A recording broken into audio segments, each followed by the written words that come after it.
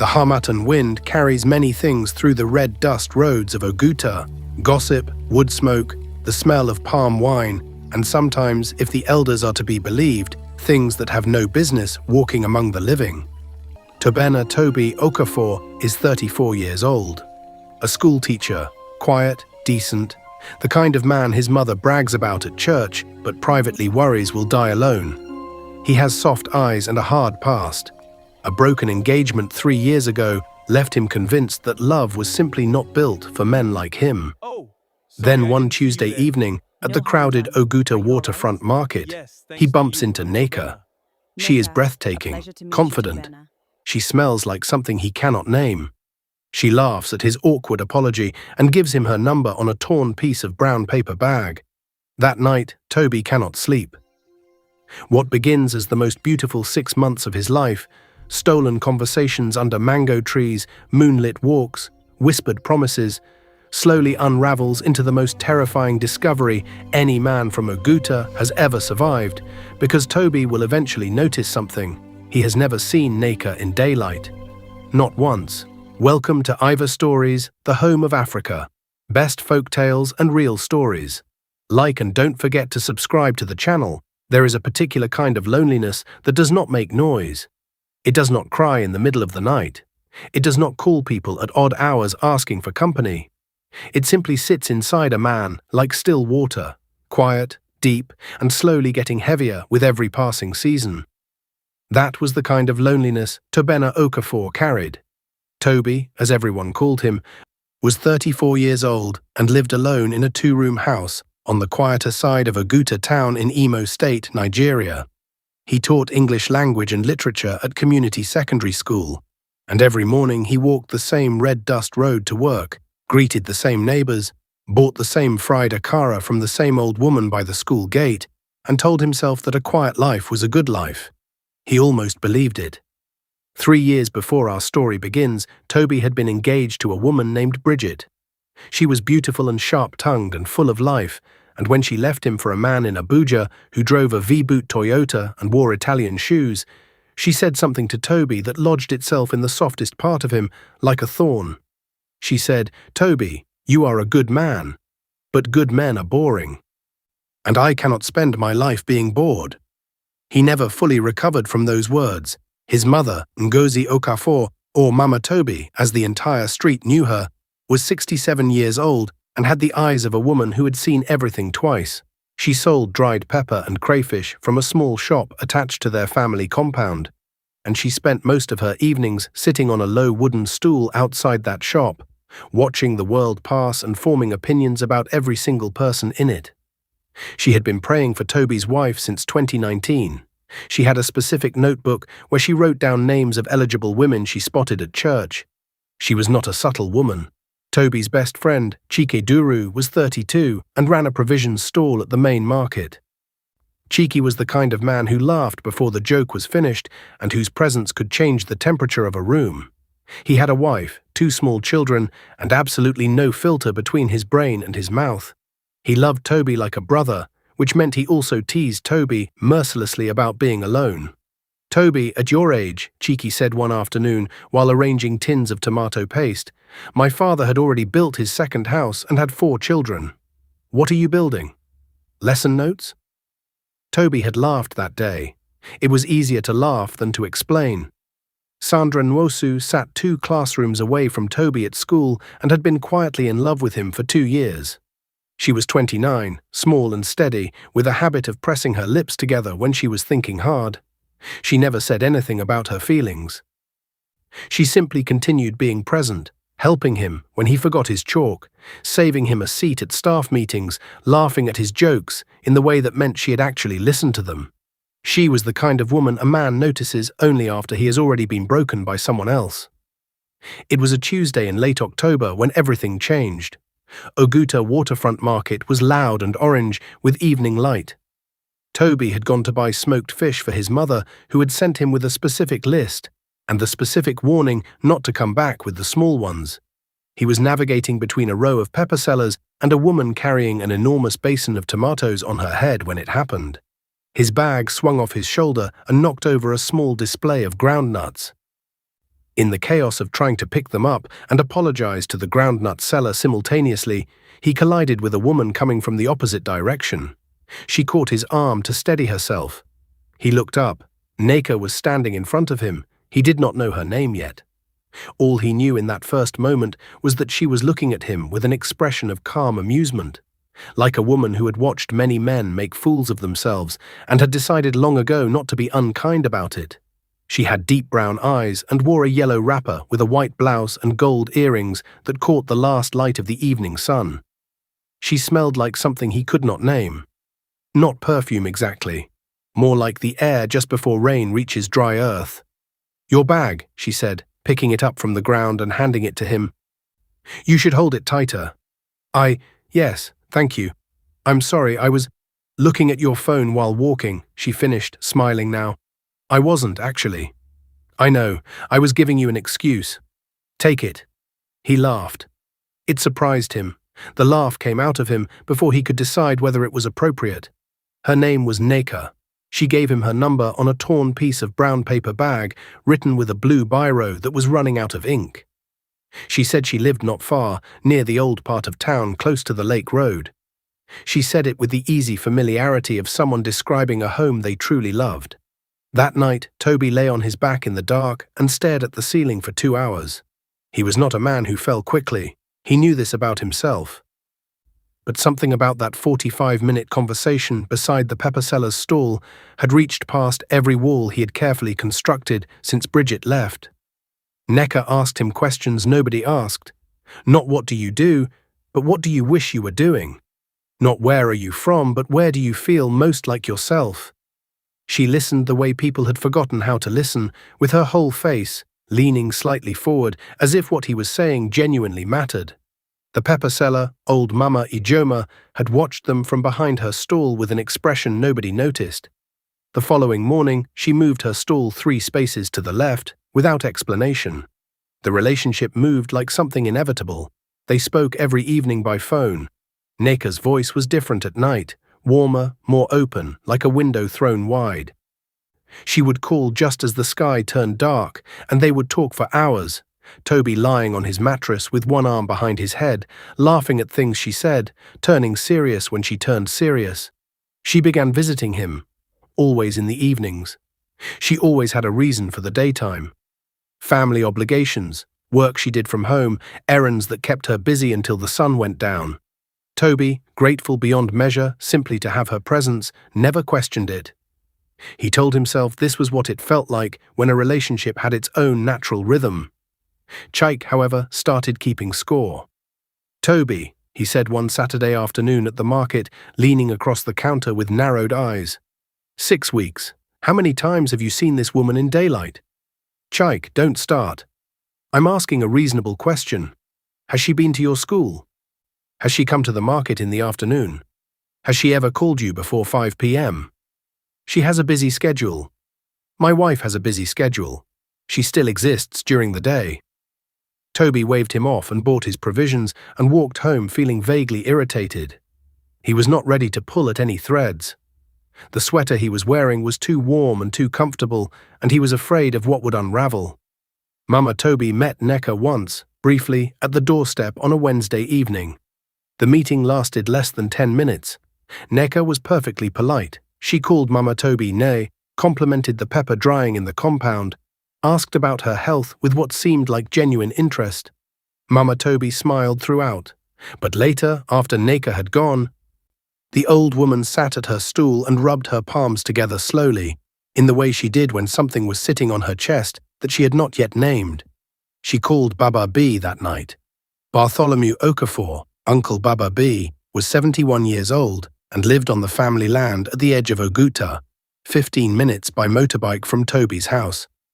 He had been a herbalist's apprentice in his youth, a fact he never advertised since finding Christ in 1998, and he farmed cassava now with the focused dedication of a man trying to keep his hands too busy to remember the past.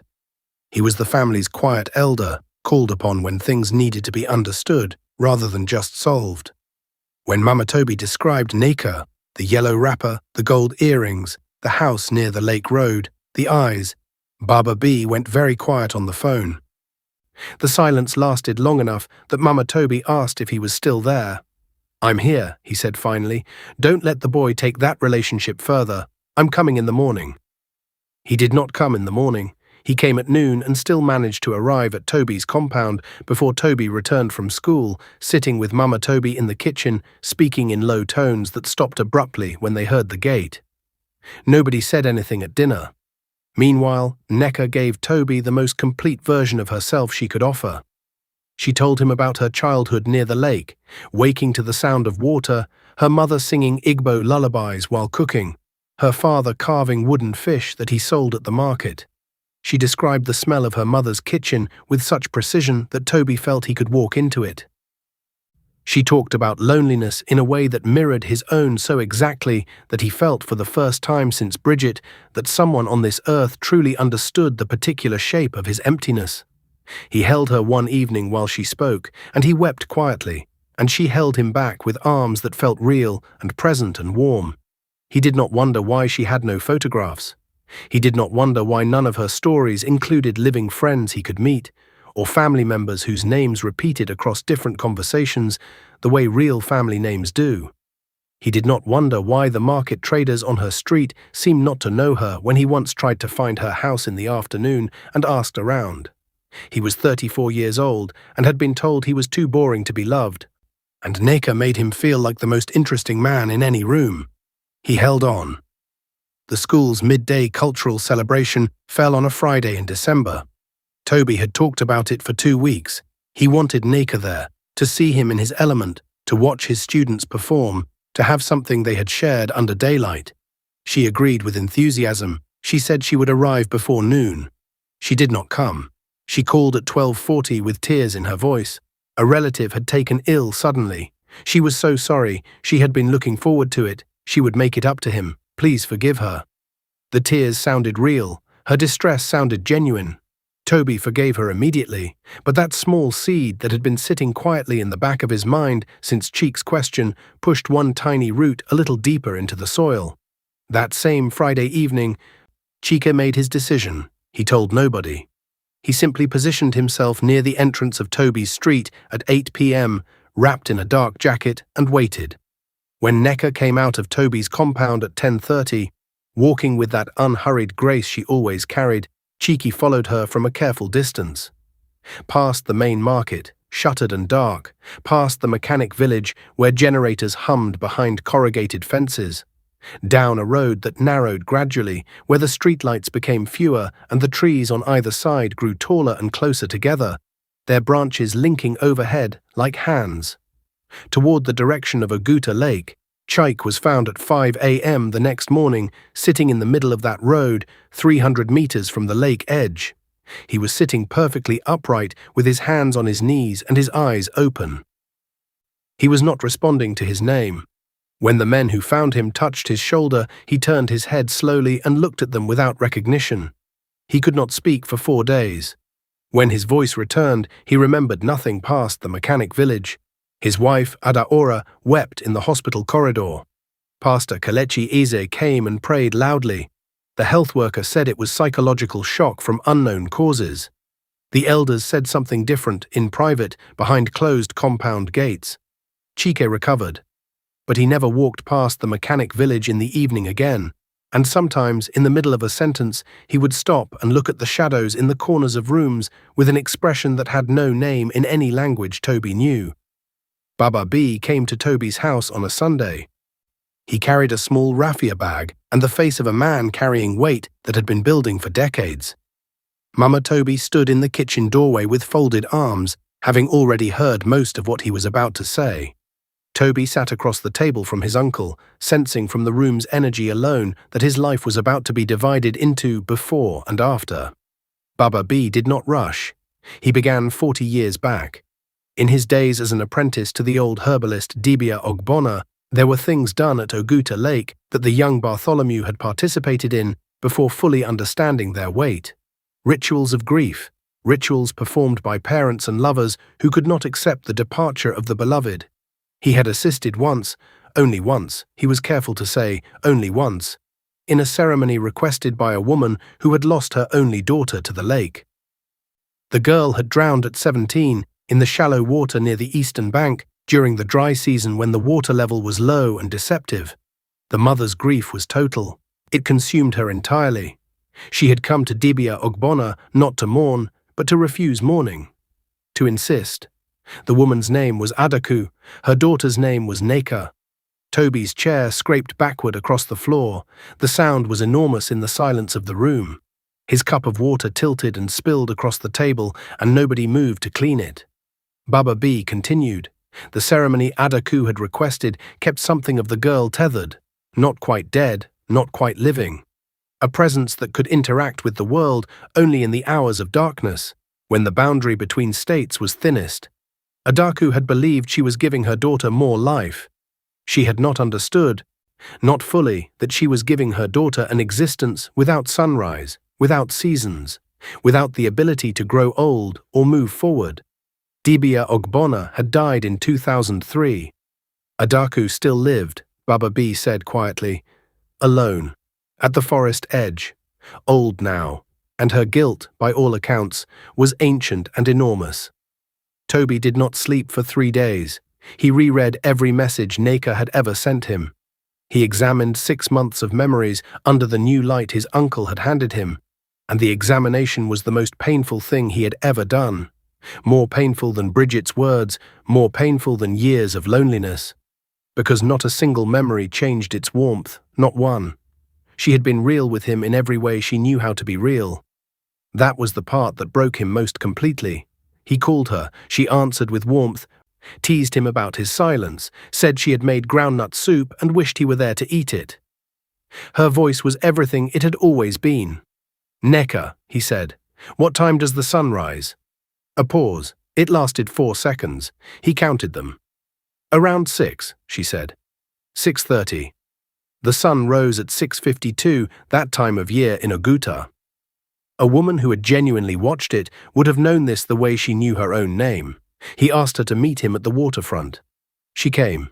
It was evening, as it had always been, and the lake was dark silver in the distance, and Tobi stood with his hands in his pockets and his heart somewhere on the ground between them.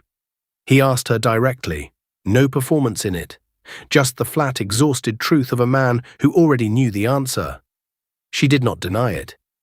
What she did instead was sit down on the low concrete wall near the water's edge and look at him with eyes that held something he had never seen in them before, not because it was new, but because he had not known how to read it until now. It was the look of someone who had been patient for a very long time with a sorrow that had no resolution. She told him what it felt like. She chose her words carefully, like someone who had rehearsed this conversation in their mind across many years, not knowing when they would finally have it. She said loneliness without a body was different from loneliness with one. It was not emptiness but pressure, a constant pressing against a boundary that could not be crossed. She said she had chosen him because he radiated something in his grief that she recognized and was drawn to. She said she had never intended harm. She said she was sorry. She was not a monster. She was not cruel. She was a girl who had drowned at 17 and been pulled back into an existence that was neither living nor dying by a mother who loved her too much to let go. Tobi wept openly at the waterfront, and she watched him with those eyes, and when he finally looked up, she was no longer quite solid at the edges in the way she had always been. Was any of it real? He asked. All of it, she said. That was the only way I knew how to be real. Elder Rosaline Agu was 74 years old and had the authority of a woman who had outlived every attempt to silence her. She called the community gathering quietly, no announcements, just word passed between the right people, and on a Thursday evening, 23 men and women sat in her compound and listened. She told the story of Adaku and Nneka without embellishment. She was not interested in drama, she was interested in resolution. She said that the door opened by grief could only be properly closed by grief. By the same hand that opened it, finally willing to release what it had been clutching. They found Adaku at the forest edge, in a small house that smelled of old wood and dried herbs and 40 years of private suffering. She was small now, bent at the shoulders, with hands that shook and eyes that were still sharp with intelligence and pain. When Elder Rosaline sat across from her and spoke plainly, Adaku did not argue. She wept instead, the deep, racking weeping of someone who had known for a long time what they needed to do and had simply lacked the strength to do it alone. She asked for one night. They gave it to her. What passed between Adaku and her daughter in that final night, nobody witnessed directly. The old woman sat at the forest edge until dawn, the first dawn in 40 years that her daughter would see. When the light came, it came slowly, the way it does in the harmattan season, grey first at the edges of the sky, then pink, then the full gold breaking across the lake water. Nneka was gone by the time the light was full. Tobi stood at the waterfront for a long time that morning. He stood until the market opened around him, until the pepper sellers set out their wares, until the smell of wood smoke and frying akara began layering the air with the ordinary texture of a living day. He stood until Sandra found him. She had come to buy fish before school. She saw him and stopped and stood beside him, without asking questions and without offering comfort. She simply stood there, present and warm and alive, looking at the same water he was looking at. After a long while, Tobi said, "Thank you for always being here." Sandra pressed her lips together in that way she had. "I wasn't doing anything special." "I know," he said. "That's what made it special." 6 weeks later, Tobi began eating properly again. He laughed at Cheek's jokes the way he used to. He marked his students' compositions with the careful attention that had always made him a good teacher. He visited Baba B on Sunday afternoons and sat with the old man in his cassava farm and asked questions about the past without judgment, because he understood now that people make their worst decisions inside their most genuine grief. He taught his literature class a unit on Igbo oral tradition, on the stories passed down through generations about Oguta Lake, about water and memory, and the love that refuses to let go. He told them not every story in those traditions was a warning. Some, he said, were simply the longest and most complicated way of saying, "I loved someone, I lost them, I did not know how to stop." His students wrote essays about love and loss that made him sit quietly at his desk after school, reading them slowly. He never told them all of it. Some stories, once lived, belong only to the person who lived them. And somewhere, in the first light of a dawn she had waited 40 years to see, a girl of 17 finally rested.